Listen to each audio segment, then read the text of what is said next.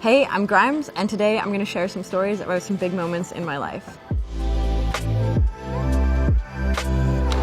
This is reframed. Oh yeah, this is me with Jay-Z at the Rock Nation brunch. I think this might have been the first time I met Jay-Z, and I was trying to be cool and I smoked this whole cigar, and then I like vomited for hours. It was terrible. Don't smoke a whole cigar if you've never smoked a cigar before. And don't inhale. I felt cooler than I look now looking at it. But I thought I was being really cool, I think. I just love Jay-Z. He kind of, Rock Nation, Jay Brown, and all of them kind of, I was in a tricky spot. I had got signed some bad contracts and had some like really bad legal stuff going on and like was just in a very bad situation, and Rock Nation kind of saved me and really helped me ensure that Grimes could continue to happen and everything. I feel like people talk shit on Jay-Z a lot, but I just think Jay-Z is like the greatest. Like, he helped me choose the songs for Art Angels and stuff. He's just like a great guy, and Rock Nation is amazing, and I always want to shout out Rock Nation because they really helped me out. This is the Met Gala 2018. I feel like the coolest thing about this that no one actually knows is the crown that I have on. We got the Vanta Black people. You're not allowed to use Vanta Black. It's like the blackest black that you can get. And we convinced the Vanta Black people to send us a sample of it. And then we like melted it down and like made this crown out of Vanta Black. But what's so funny is because it's the blackest black, you can't actually see the crown. And so even though we did this like crime heist to like make this crazy thing, it like disappears because it's like a extremely black material, which honestly is a beautiful concept. He has the inverse Vanta Black problem because his shirt says something cool, but you can't actually see it because it's so white that it like disappeared. We learned a lot about fashion design, and this being both of our first fashion design experience. I thought a glass corset would be a good idea. It's definitely not a good idea. It really, really hurts if you have a corset that is made out of like hard glass. And actually, everyone got mad saying I'm wearing a Tesla necklace, but I wasn't actually wearing a Tesla necklace. It was just a sharp point. But I would wear a Tesla necklace because I believe in sustainable energy. Oh yeah, okay, so this one's funny because I always wanted to tell the story about this one. Back in the day, like before like the woke era, like I actually got canceled for this, which is so crazy. Like I was just at a party with my friends, someone took this photo, and it got leaked to this website called Hipster Runoff. And then he like ran this story, and this was like, I was trying to be like all integrity and, you know, like start my career, and it was like Grimes Gone Wild or something. And it was just this like super whack, like mean story, and it was like this meme that was going all over the internet. But my friend who worked for, I will not say which video game, had access to, okay, well I don't want to get him in trouble, but anyway, we were actually able to DDoS Hipster Runoff and basically blackmail them. We were like, we're not gonna let you put your site back up until you take the story down. And he did in fact take the story down, and it was like my coolest hacker moment. So, yeah, that's the story of this photo.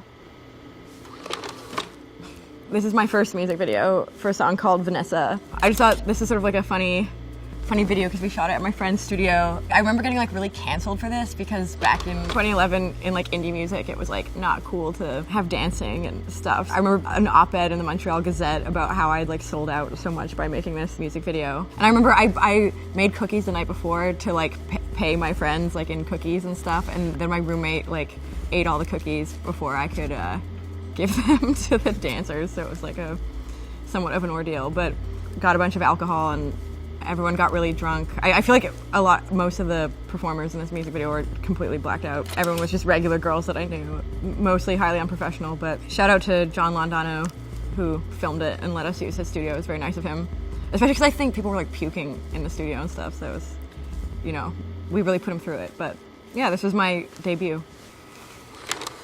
I don't want to make Little X too famous, so we can move past this quickly, but that's my very cute little guy doing sort of like a cyber Madonna photo shoot that my friend Simone took this picture. He's just, as you can see, exceptionally cute. Don't want to give him too much airtime. This is my first live TV performance, I think. I also have difficulty level extensions in there as I do now. I feel like this whole time period was like sort of a blur. But I remember, this was when I was still live looping, using like an SP404 and stuff. That's a super dangerous way of performing live. I wouldn't recommend it. I used to get so nervous before performances like this. I feel like I like don't recall them or something. It's like you have to be a lot more civilized on television. So like, usually in my show it's like, get the win, get the strobes, like throw your body around and scream and stuff, but it doesn't like translate on live TV in the same way.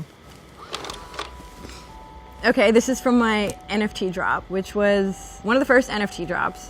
Very sick NFT drop. Life-changing experience for me.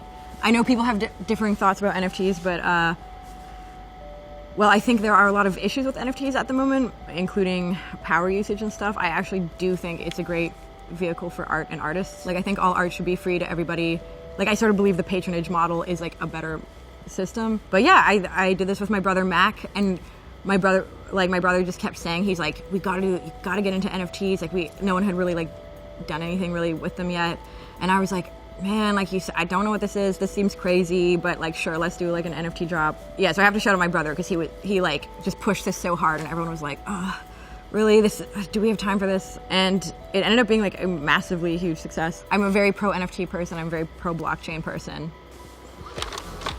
This has got to be just like a random show. I think that might be Tonstar's Bandit, who are a pretty good band in the background. I thought it was like a inverse of having girl dancers to have unprofessional random dudes in the background. It's a vibe. I feel like the 2012 era was like pure chaos. Like, I just had no idea what I was doing. I feel like one of the things about my career is that like basically the first music I made went viral, and so I really had to kind of like learn how to make music in real time, like while my like career was sort of happening. Like, I was like, I can't read music, I can't play any instruments. And then so when people were like, now you have to play live, I was like, I've literally have sang like 3 songs in my entire life. I think this is around the time like designers started giving me stuff, so I feel like this is all clothes like that people randomly gave me. I remember we got robbed twice in Manchester. We got robbed the night after the show, and then we got robbed again the next day, which was so funny. It was an experience. Highly unprofessional, but you know. This is the Genesis music video. I feel like this is probably kind of like my breakout-y kind of thing. I directed this music video. I met all these people at a party like the week before. This is like one of those, you know, best days of your life kind of vibes. And I don't think we even really had a plan. I was just sort of like, let's be anime in whatever park this is. The snake was like a large majority of the budget, probably. The sword was pretty cool. My brother figured out that you can like burn some kind of gel, like hand sanitizer or something, I forget what it is, and it'll just burn. And so we just got a sword and like put like whatever that substance was and lit it on fire. And it was like falling onto my arm and lighting my glove on fire and stuff. Which made me realize, because they're super crazy about when you do any kind of pyro, they're super crazy in LA about the fire marshal being there. And after doing that, I did understand why the fire marshal needs to be there. Oh, sick. So this is another failed project, but one that we tried really hard at. But I think it's cool because this is like before everyone was like into avatars and stuff. Me and my brother and my manager and stuff were like, and our friend Ryder Rips made this, the Warnymph, who's our avatar. I mean, the main thing that's cool about this is like I think we did it kind of early. I don't think we did a great job. Like, we couldn't even render hair, so we just had to make her bald because we like couldn't get good hair.